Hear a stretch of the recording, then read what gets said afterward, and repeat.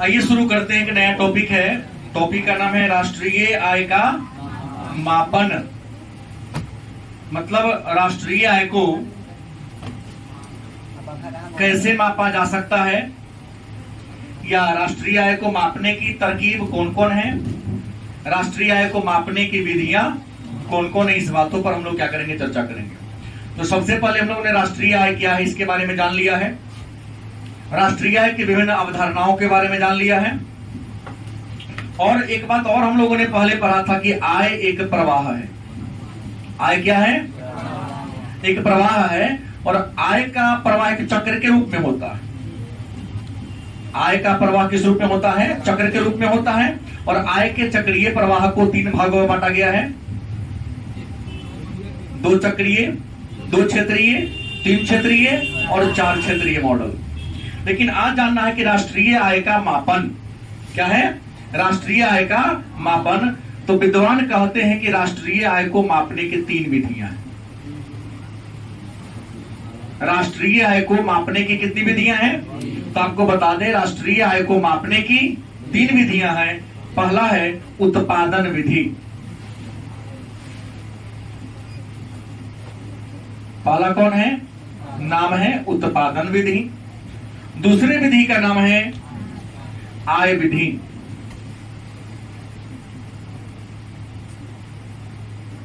और तीसरे विधि का नाम है व्यय विधि। मतलब राष्ट्रीय आय अर्थात राष्ट्र की आय। हमने कहा था कि देश के भौगोलिक सीमा में उत्पादन के सभी साधनों से, चाहे वह देशी हो या जिस वस्तु का निर्माण होता है, उसका मौद्रिक मूल्य क्या कहलाता है? राष्ट्रीय आय कहलाता है। राष्ट्रीय आय में से गिरावट व्यय को घटा देने से जो धनराशि प्राप्त होता है उसको हम शुद्ध राष्ट्रीय आय के नाम से जानते हैं। तो प्रश्न है कि राष्ट्रीय आय का परिभाषा तो हमने जान लिया। विद्वान कहते हैं तो राष्ट्रीय आय को आप निकालोगे कैसे? आप कैसे पता लगाओगे कि राष्ट्रीय आय कितना है? तो हमने कहा, पिछले कई क्लासों से आपके सामने चर्चा करते आ रहा हूं कि उत्पादन के प्रक्रिया में अनेक सारे साधनों का हम लोग प्रयोग करते हैं। और जिन साधनों का हम सब प्रयोग करते हैं उन सभी साधनों को हमें पुरस्कार देना पड़ता है। गलत कि सही? उत्पादन के सभी साधनों को क्या देना पड़ता है?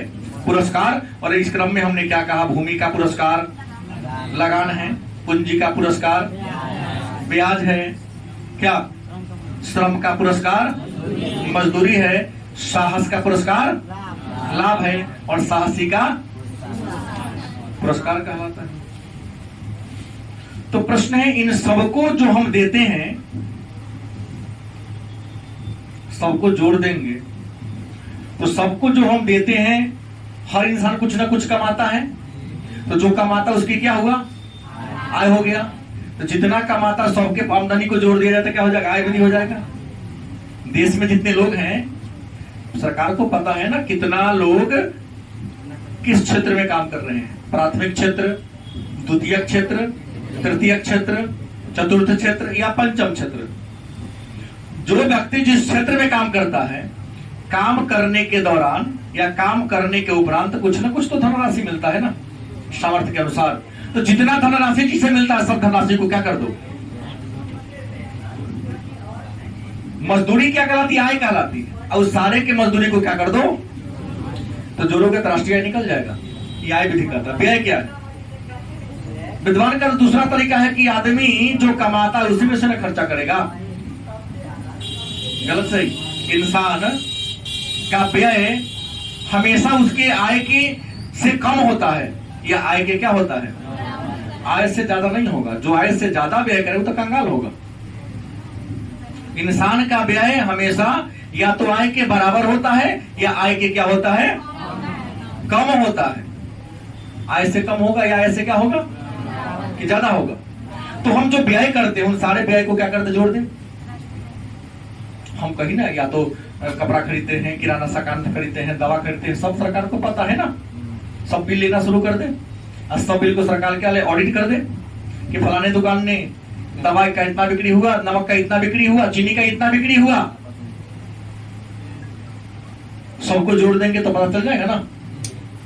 उत्पादन, देश में एक वित्तीय वर्ष में बहुत सारा वस्तु बनता है ना। उत्पादन बहुत सारे वस्तुओं का होता है, और जो वस्तु बनता है हर वस्तु का बाजार मूल्य होता है कि नहीं होता है। उन सारे वस्तु के बाजार मूल्य को क्या कर दिया जाए तो क्या नहीं निकल जाएगा। हाँ, कहोगे कि सर सभी वस्तु तो बिकता नहीं है, तो जितना बिक गया उसी को जोड़ेंगे, जो हमने बिका है उसको स्टॉक में जोड़ देंगे, नेक्स्ट क्लिक कर देंगे। तो राष्ट्रीय आय को मापने की कितनी विधियां हैं? पहला विधि कौन है? उत्पादन विधि। तब आइए जानते हैं कि राष्ट्रीय आय को मापने के उत्पादन विधि क्या है। तो राष्ट्रीय आय को मापने के उत्पादन विधि कहता है कि एक लेखा वर्ष में, मतलब वित्तीय वर्ष में, और भारत का वित्तीय वर्ष है 1 अप्रैल से 31 मार्च। मतलब सीधा कहा कि एक वित्तीय वर्ष में प्रत्येक उद्यम या प्रत्येक फर्म जितनी भी वस्तु का क्या करता है, उत्पादन करता है, उस वस्तु का क्या होगा, कुछ ना कुछ तो बाजार मूल्य होगा कि ना होगा। हर वस्तु का प्राइस होगा। तो जितना वस्तु उत्पादन हुआ और उसमें से जितना वस्तु क्या हो गया, बिक गया। जितनी वस्तु का क्या हुआ, उत्पादन हुआ, और उत्पाद जितना वस्तु क्या होता है, बिक जाता है, उन सब वस्तु के दाम को क्या कर दो आप, जोड़ दो। तो उसे क्या कहेंगे? राष्ट्रीय आय को मापने की उत्पादन विधि। इसका सूत्र कहता है, तरीका कहता है मूल्य। किसका मूल्य? जो वस्तु बना उसका मूल्य बराबर क्या होगा, बिक्री प्लस जो बिक गया स्टॉक में परिवर्तन।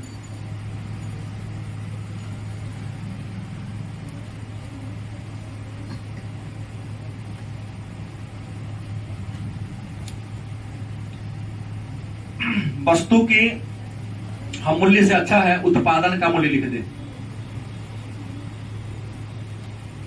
अब क्लियर हो जाता है। उत्पाद का मूल्य कितना होगा, तो बिक्री मतलब जितना सामान बना उसमें कितना सामान क्या हो गया, अब प्लस स्टॉक में परिवर्तन। स्टॉक किसे कहते हैं पहले बता दिया हूं, कि वह वस्तु की वह मात्रा जिसे उपभोक्ता विक्रेता बाजार में नहीं लाता है, अपने गोदाम में जमा कर देता है, ताकि बाजार में वस्तु की किल्लत होगी, कमी होगी, या डिमांड बढ़ेगा तो उसको निकाल के पुनः बेचेंगे। तो स्टॉक में परिवर्तन हो सकता है कि बहुत सामान नहीं बिका तो उसको स्टॉक में रख दिया जाएगा, या सामान ज्यादा बिक गया तो पहले से स्टॉक में जो सामान है उसको क्या करेगा, निकाल के दोबारा बेच देगा। तो निकालने का तरीका उत्पादन मूल्य बराबर बिक्री प्लस स्टॉक में परिवर्तन। परिवर्तन माने बढ़ भी सकता है और घट भी सकता है। अब इसमें क्या है, उत्पादन विधि के द्वारा राष्ट्रीय आय को मापना है तो 3 बातों को आपको ख्याल करना पड़ेगा। कितने बातों को? 3 बातों को ख्याल करना पड़ेगा कि प्राथमिक क्षेत्र का योगदान कितना है। कौन क्षेत्र का? प्राथमिक क्षेत्र का योगदान कितना है। दूसरा क्या है, द्वितीयक क्षेत्र का योगदान कितना है, और तीसरा क्या है, तृतीयक। क्योंकि लोग उत्पादन यही तीनों जगह होता है, उत्पादन अन्य जगह होता नहीं है। उत्पादन का रियल यही 3 है, क्षेत्र ही है, क्रियाकलाप को 3 है। इसी तृतीय को हम चतुर्थ और पंचम में भी क्या करते हैं बात, लेकिन रियल में यही 3 है। तो उत्पादन खेतीबाड़ी का भी होता है, क्योंकि प्राथमिक क्षेत्र में कृषि पशुपालन सब आता है, द्वितीय क्षेत्र में सभी प्रकार के उद्योग और व्यापार आएंगे, और तृतीय क्षेत्र में सभी प्रकार के सरकारी और गैर सरकारी नौकरी आएगा। तो सब में जो इतना वस्तु बनता है सबके मूल्य को क्या कर दो, जोड़ दो, राष्ट्रीय आय की क्या हो जाएगी, गणना आप कर सकते हैं। लेकिन एक बात है, उत्पादन के गणना की रीति कितनी है। प्रश्न का आया उत्पादन गणना की रीति।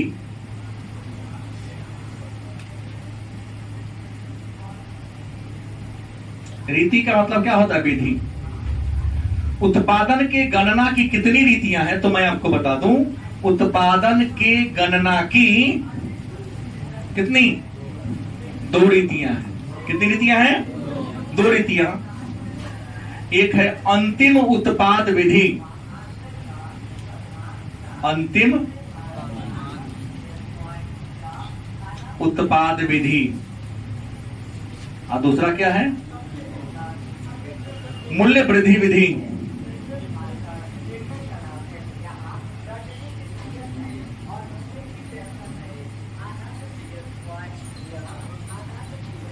प्रश्न की अंतिम उत्पाद विधि क्या है? तो एक उद्यमी किसी वस्तु माने किसी कच्चे माल का प्रयोग करके जिस अंतिम सामान का निर्माण करता है, जैसे आपके गांव में, आपके शहर में एक ऐसा कंपनी है, फर्म है, जो गांव से गेहूं को खरीदता है और उसको आटा बनाकर बोरी में पैक करके बेचता है। तो उस उद्यमी के लिए अंतिम उत्पाद आटा होगा। लेकिन एक उद्यमी है जो गेहूं खरीदता है, उसका आटा बनाता है, लेकिन उस आटा से अंत में ब्रेड या बिस्कुट बनाता है। तो ब्रेड बनाने वाले कंपनी का अंतिम उत्पाद ब्रेड या बिस्कुट होगा। आटा बनाने के लिए अंतिम उत्पाद आटा होगा। क्या अंतिम उत्पाद विधि? उत्पादन के क्रम में एक उद्यमी जिस अंतिम वस्तु का निर्माण करता है, उस वस्तु के मूल्य का आकलन करके आप उत्पादन विधि से राष्ट्रीय आय का गणना कर सकते। नहीं तो मूल्य वृद्धि विधि, जो कि एक बिजनेसमैन होता है गांव में, जिक्र हम लोग बनिया कहते हैं, महाजन कहते हैं। गेहूं का सीजन होगा, बोरा लेके खेत तक पहुंच जाएगा। गलती बोल रहा हूं? धान कटने का समय आ रहा, खेत में पहुंच जाएगा, नगद पैसा देगा आपसे, धान क्या करेगा? खरीद लेगा। और आपसे 100 रुपया कम में खरीदेगा और 100 रुपया ज्यादा मिलाकर शहर में बड़े बिजनेस व्यापारी के हाथ क्या कर देगा? तो उसके लिए क्या धान ही मूल्य वृद्धि क्या करेगा? आपसे कम दाम में खरीदेगा और शहर में आकर उसको अधिक दाम में क्या कर देगा? थोड़ा श्रम तो करना पड़ेगा। तो मूल्य को बढ़ाकर, जैसे कि लकड़ी वाला जंगल से जाकर लकड़ी काट के लाता है, पेड़ का कीमत कम होता है, जैसे उस पेड़ को अलग अलग बोटा में बना दिया जाता है, कीमत बढ़ जाता है। उसको तख्ती चीर दो, उसका कीमत और बढ़ गया। उसका अलग सोफा सेट, दीवार पलंग या चौकी बना दो, डेस्क बेंच बना दो, कीमत क्या हो जाएगा? तो वस्तु के मूल्य को बढ़ाकर भी आप राष्ट्रीय उत्पादन विधि से राष्ट्रीय आय का गणना। लेकिन एक बात है, यहां ध्यान देने की यह बात है कि राष्ट्रीय आय की गणना करते समय बड़ी सावधानी बरतना होता है। मतलब राष्ट्रीय आय की गणना करते समय किसे शामिल करना है, किसे शामिल करना है, और दूसरा किसे शामिल नहीं करना है। इन बात पर ध्यान देंगे तो राष्ट्रीय आय का मूल्यांकन सही होगा। अगर इस बात पर ध्यान नहीं देंगे तो राष्ट्रीय आय का मूल्यांकन सही तरीका से, जैसे मान लिया, आप सबका उदाहरण दे रहा हूं, आपके पिताजी कहीं न कहीं से धन प्राप्त करते हैं, शारीरिक, मानसिक या कहीं न कहीं जॉब से। वो क्या करते हैं, इनकम टैक्स को या सरकार को अपना दिखा देते ब्यौरा कि हम साल में इतना रुपया कमाते हैं, इतना रुपया क्या करते हैं, अमुक अमुक मद में खर्च करते हैं। मान लो तुम्हारे पिताजी प्रति महीना 10,000 रुपया तुमको खर्च करने के लिए देते हैं, और तुम होशियार बन गया, इनकम टैक्स वाला के सामने जाकर कि हम हर महीना 10,000 खर्चा करते हैं अपने व्यय विधि से। पैसा तो पिताजी का ना कि तू कमाया है, मेहनत किया है। मेहनत तो वो किए, वो अपने में से, आमदनी में से, अपनी आय में से आपको आपके व्यक्तित्व का विकास करने के लिए नहीं कुछ पैसा दे दिए, आपके जरूरतों को पूरा करने, तो आपका थोड़ी गिना का। लेकिन कई बार होता क्या है, एक ही पैसा 2 बार 3 बार गिना जाता है। जैसे जनगणना चल रहा है, अपनी बार एक बात हो रहा है कि आपको आधार कार्ड लिंक करना ही है, नहीं तो एक आदमी का गिनती 3 जगह हो जाता था। दिल्ली में तो दिल्लियों पर वोट गिरा रहा है, और आगे पीछे है तो आगे गांव पर भी गिरा रहा है। सरकार ने कहा कि नहीं, ऐसा नहीं चलेगा है? हाँ, एक ही जगह चलेगा, क्योंकि रियल में आबादी कुछ ज्यादा जरूर बढ़ जाता है, 2-4 करोड़ बढ़ जाता होगा, तो नहीं पड़ता, 2-4 करोड़ बढ़ जाता होगा मेरे ख्याल से, क्योंकि एक आदमी का जब गणना 2 जगह हो जाती है, तो किसे शामिल करना है, याद रखिएगा। राष्ट्रीय आय की गणना करते समय आपके घर में पुराना सामान है, पुराना सामान को बेच लिए, बेचेंगे तो कुछ ना कुछ तो पैसा मिलेगा, उसको जोड़ लेना है, जोड़ाएगा। आप घूम रहे हैं, किसी को अपने प्रॉपर्टी दिवा दिया, उसने आपको दलाली मिल गया, कुछ 2% मिलता है, तो वो बड़ा राष्ट्रीय आय में शामिल होगा। स्वलेखा, जो आप स्वयं मेहनत करके पैसा कमा रहे हैं, उसकी गणना राष्ट्रीय आय में क्या होगा।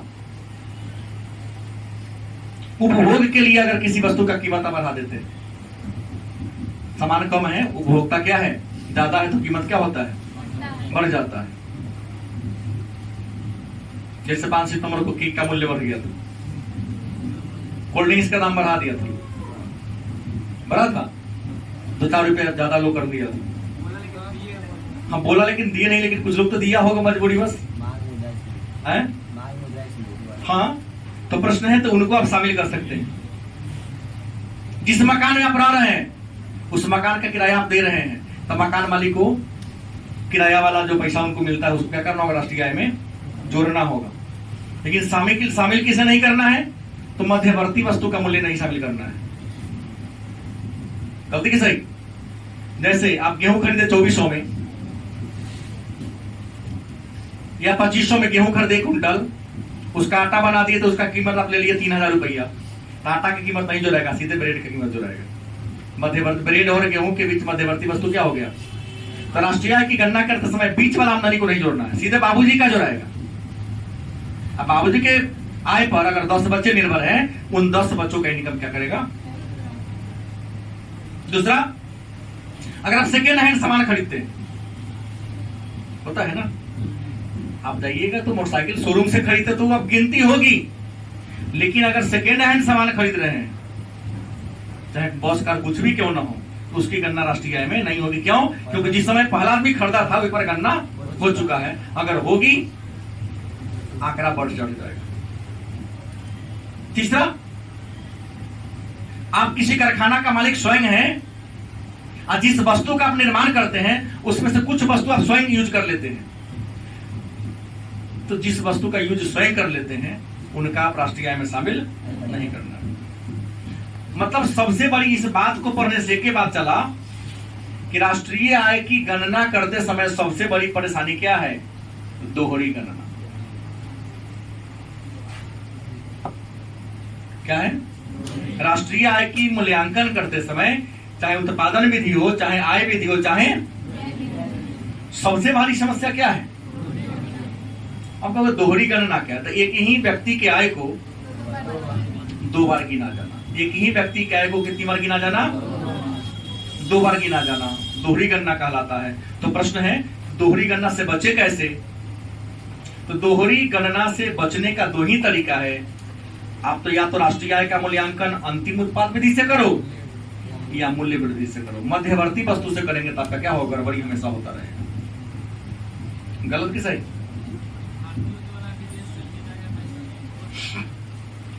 उसको हम राष्ट्रीय आय में गणना करेंगे, क्योंकि हमको प्लस हो रहा है ना। लेकिन अगर विदेशी इंडिया में कमा रहा है, हमारे यहां से कुछ लेके जा रहे हो, तो हम घटा देंगे। अगर हम विदेश से जो उसको जोड़ते हैं, तो हमारे देश से जो ले जा रहा है उसको तो घटाना पड़ेगा ना। गलत सही। हाँ, अब इसमें देख लेंगे ला कितना रहा है, ले कितना जा रहा है। ला रहे हैं ज्यादा, ले जा रहा है कम, तो माइनस कर देंगे, दूसरे से अंतर कर देंगे, जितना होगा जाके उसी को ले लेंगे। दूसरा विधि कौन है, राष्ट्रीय आय की गणना की आय विधि। दूसरा कौन है, आय विधि क्या है। हर व्यक्ति अपनी योग्यता से, शारीरिक और मानसिक योग्यता से कुछ न कुछ धनराशि किसी भी क्षेत्र में काम करके जरूर प्राप्त करता है। हर इंसान अपनी योग्यता के अनुसार, अपनी क्षमता के अनुसार, या तो प्राथमिक क्षेत्र में, या तो द्वितीय क्षेत्र में, या तो तृतीय क्षेत्र में क्या करता है, काम करता है। और काम करके अपने सामर्थ्य के अनुसार कुछ न कुछ धनराशि अवश्य प्राप्त करता है। तो उन सारे के इनकम को क्या कर दिया जाए, जोड़ दिया जाए। देश में मान लो 1,35,00,000,000 आबादी है। इस 1,35,00,000,000 आबादी में हमको लगता है कम से कम 90 करोड़ के आसपास लोग किसी न किसी एक्टिविटी में संलिप्त जरूर है, क्योंकि देश में मतदाताओं की संख्या लगभग 90 करोड़ है। 90 करोड़ ऐसा लोग है जिसकी आप उम्र 18 साल या उससे क्या है ज्यादा है। तो 18 साल या उससे ऊपर के सभी लोग जिसके अंदर चेतना की भावना विकसित हो गई है, किसी न किसी एक्टिविटी में जरूर लगा हुआ है।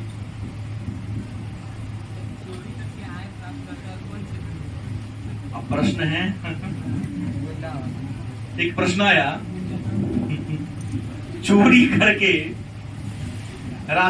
जो चोरी करके धन प्राप्त करता है उसको हम राष्ट्रीय आय में गिनेंगे नहीं, बात की बात पहले ये गिनेंगे कि नहीं। तो ये बताइए, इमामुद्दीन से मैं प्रश्न कर रहा हूं, आप चोरी करेंगे तो शो करेंगे कि मैंने चोरी करके इतना धनराशि कमाया।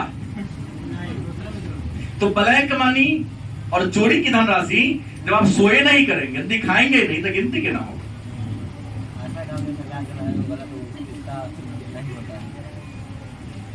गलत कि सही?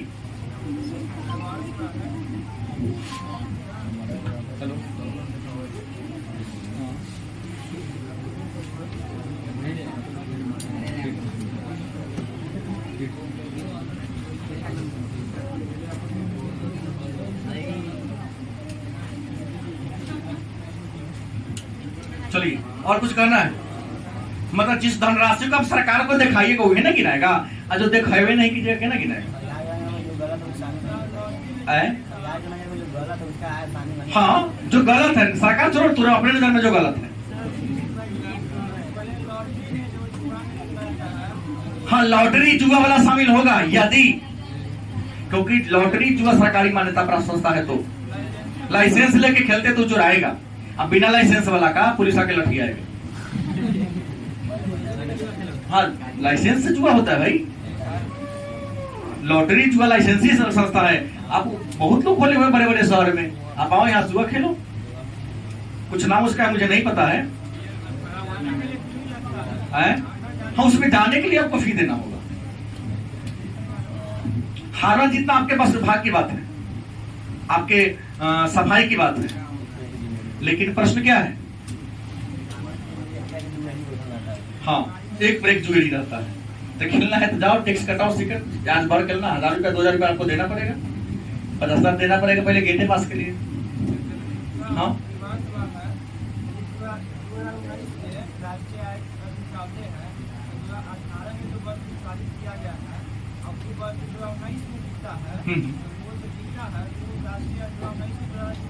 बता रहा हूं। आपका एक प्रश्न आया कि एक वस्तु हम राष्ट्रीय आय की गणना 2019 में करते हैं, और इनका कहना है कि 2018 का कुछ सामान बच गया है, जिसको हमने क्या कहा, स्टॉक पे रख लिया है। तो हम पहले के उत्पादन विधि कहता है वही को हम जोड़ेंगे जो बिका चुका है, जो नहीं बिका उसको नहीं जोड़ेंगे, जब बिकाएगा तब गणना करेंगे। पहले बता दिया है। हाँ, बिका 19 में तो पैसा हमको 19 में ना मिला, 18 में तो सामान बन गया, तो जीडीपी हो गया। जीएनपी आप कर रहे हैं ना क्या जी? जब बिकेगा, बिका बना 18 में लेकिन बिका कब? तो उससे जो धनराशि प्राप्त होगी उसकी गणना 19 में करेंगे, 18 में नहीं करेंगे। नहीं समझे? स्टॉक, इसलिए मैं लिखता हूं स्टॉक में परिवर्तन। तो आय गणना विधि मतलब समझ गए? लेकिन आय गणना विधि मतलब जितना आमदनी प्राप्त करते हैं, चाहे प्राथमिक क्षेत्र हो, द्वितीय क्षेत्र हो या तृतीय क्षेत्र हो। गलत कि सही? जो जितना कमाता सबको क्या कर दिया जाए, जोड़ दिया जाए, उसको आय गणना विधि से राष्ट्रीय आय का मूल्यांकन करेंगे। अब प्रश्न है कि आय की गणना करते समय सावधानी। आय गणना करते समय सावधानी, सावधानी। आय की गणना करते समय कुछ सावधानी आपको बरतना पड़ेगा। पहला क्या सावधानी क्या है? मतलब सावधानी मतलब क्या, किसको जोड़ेंगे या किसको नहीं जोड़ेंगे? तो सीधा कहता पुरानी वस्तु को हमने बेच दिया, ठीक है, उसको जोड़ा जाएगा? नहीं जोड़ा जाएगा। आपने साइकिल खरीदा, मोटरसाइकिल खरीदा 2018 में, 2022 में आपने बेच दिया, 2018 में तो आपने अपना शो कर दिया है ना कितना का हमने खरीदा, तो पुरानी वस्तु को आप बेच देते यूज करने के बाद, और स्टॉक वाला आप यूज नहीं किए थे, तो उसको ध्यान रखना है, राष्ट्रीय आय में गणना। दूसरा, जैसे जमीनी बेच के जो धनराशि प्राप्त करते उसको इनकम टैक्स नहीं, इनकम टैक्स देना पड़ता है नहीं। हाँ, जमीन अगर आप बेच के पैसा लेते हैं तो आपको उस पैसा पर टैक्स लगेगा? नहीं लगेगा, क्योंकि जिस दिन आपने उस जमीन को खरीदा होगा उस खरीदते समय सरकार को आपने क्या दे रेवेन्यू दिया है कि नहीं दिया है? हाँ, जो खरीदेगा उसको देना पड़ेगा, जो बेचा है उसको टैक्स नहीं लगेगा। ये बात को ध्यान रखिए।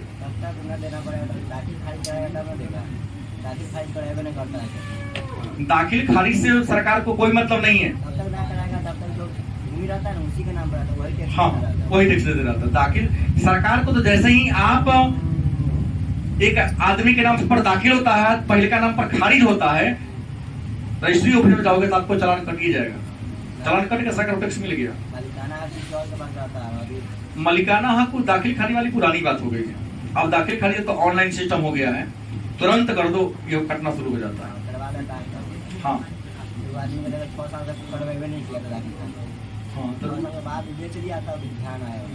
अच्छा अच्छा। दूसरी सावधानी है हस्तांतरण भुगतान। दूसरा क्या है? हस्तांतरण भुगतान। जैसे एक व्यक्ति को वृद्धा पेंशन मिलता है, विधवा पेंशन मिलता है, बेरोजगारी भत्ता मिलता है, छात्र को अपने पिता से पैकेट खर्च मिलता है सरकार से 1000 रुपया प्रति महीना, बेरोजगारी भत्ता मिलता है, तो जुड़ाएगा कि नहीं? तीसरा ना जुड़ाएगा, क्योंकि इसको प्राप्त करने के लिए आपको मेहनत करना नहीं पड़ रहा है। यदि मेहनत करना पड़ता तो आपको क्या करते? जोड़ देते। लेकिन प्रश्न है, शेयर और बॉन्ड, एक और आता है शेयर और बॉन्ड की बिक्री से जो प्राप्त होगा उसको जोड़ेंगे कि नहीं? तो शेयर और बॉन्ड की बिक्री से भी जो धनराशि आपको प्राप्त होगी उसको भी नहीं जोड़ना होगा। क्यों? कि जिस दिन खरीदे थे शेयर को या बॉन्ड को, उस दिन आप टैक्स दिए थे। गलत कि सही? तो जिस दिन बेचेंगे आपको नहीं लेगा, लेकिन जो आदमी खरीदेगा उसको देना पड़ेगा।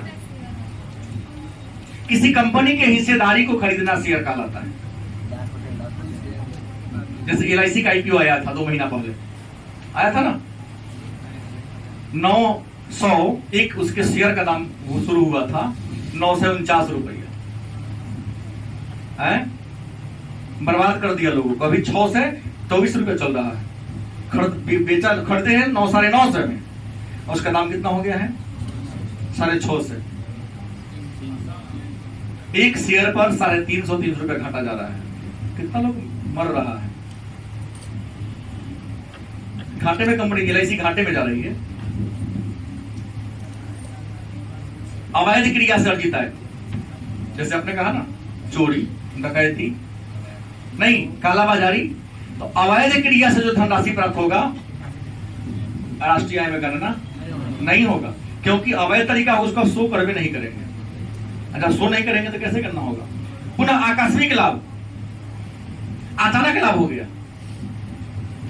जिसके बारे में अनुमान आपको खेत खन रहे थे, अचानक सोना का कोई निकल गया, आकस्मिक लाभ हो गया ना। रास्ते पर चल रहे थे, 100 टकिया मिल गया, तो उसके बारे में अनुमान नहीं था कि आपको मिल भी करेगा, लेकिन फिर भी आपको मिल जाता है, तो उसकी गणना राष्ट्रीय आय में आपको क्या करना होगा? आय विधि के दौरान नहीं किया जाएगा। सरकार का होगा सर, वो अलग बात है। वही कहने जाइएगा तब ना, छोटा मेला लेकर घर रख लीजिएगा। क्या जी? पूरा खेते सोना होगा तो कहीं पता चल ही जाएगा, लेकिन होशियार निकलेगा अगर मनीष की तरह ना, वो तो खनेगा, रात में माटी धा देगा, चल रात में खन के लेंगे, अपने ले लेंगे। हल्ला करने जाएगा तब ना होगा सरकार का। खेत कौन का आपका है? आपके पिताजी सरकार, उसके रैयत है, किसान है। अगर आपका होता तो रसीद कराते आपके पिताजी? नहीं, आपका खेत नहीं है, आप उस खेत के जोतने वाले किसान है, रैयत है। सरकार को आप टैक्स देते हैं, सरकार को जब चाहे इच्छा होगी वो खेत आपसे वापस ले सकती है। हाँ, मुआवजा आपको मिलेगा, आप रोक नहीं सकते हैं। कितना मंदिर मस्जिद टूट गया, बड़ा बड़ा बिल्डिंग ढहा गया, और आपके धान की खेती की बात कर रहे हैं। तो इन चीजों को सावधानी से बरतना पड़ेगा। इसके अलावा अप्रत्यक्ष कर, अप्रत्यक्ष कर को आप भी आय विधि में शामिल। निगम कर, निगम कर किसे कहते हैं? तो जब कोई विदेशी सामान हमारे देश में आता है और हमारे देश का सामान विदेश में जाता है तो सीमा पर जो शुल्क लगता है उसको सीमा शुल्क कहते हैं। और सीमा शुल्क में दो प्रकार का शुल्क आता है, आयात कर और तो आयात कर और निर्यात कर को सम्मिलित रूप से क्या कहते हैं? निगम कर। जैसे मान लो कॉर्पोरेट टैक्स, जैसे ये मान लो इंडिया है, इंडिया है, अब मान लो ये पाकिस्तान, तो इंडिया का सीमा ये है, पाकिस्तान यहाँ तो जीरो है, जीरो लाइन है, नो मैंस लैंड किसी का ही नहीं है, अंतरराष्ट्रीय सीमा रेखा है। जैसे पाकिस्तान का सामान पाकिस्तान से इंडिया को चलेगा तब पाकिस्तान की सरकार यहाँ टैक्स लेगी, और जैसे ही पार करके इंडिया में आएगा तो इंडिया की सरकार भी क्या लेगी? तो पाकिस्तान वाला इसे क्या लेगी? निर्यात कर। क्या लेगी? और इंडिया में घुसेगा तो आ रहा है तो आयात कर लेगी। इस आयात और निर्यात को सम्मिलित रूप से क्या कहते हैं? सीमा शुल्क, निगम शुल्क। तो इस शुल्क को राष्ट्रीय आय में क्या किया जाएगा? क्योंकि जो पार करके आएगा चीन से, काहे का तो चलिए समझ नहीं कर दो, उसको खरीदना है जो मेन बॉर्डर पार करके आता है, जो चुरा के आता है उसको खरीदोगे तो देश को हानि होगी, क्योंकि सरकार को उसे टैक्स नहीं मिल रहा है। चाइनीज सामान पर रोक नहीं है, बिना टैक्स के जो चाइनीज सामान बिकता है उस पर सरकार को, उससे दिक्कत है सरकार को।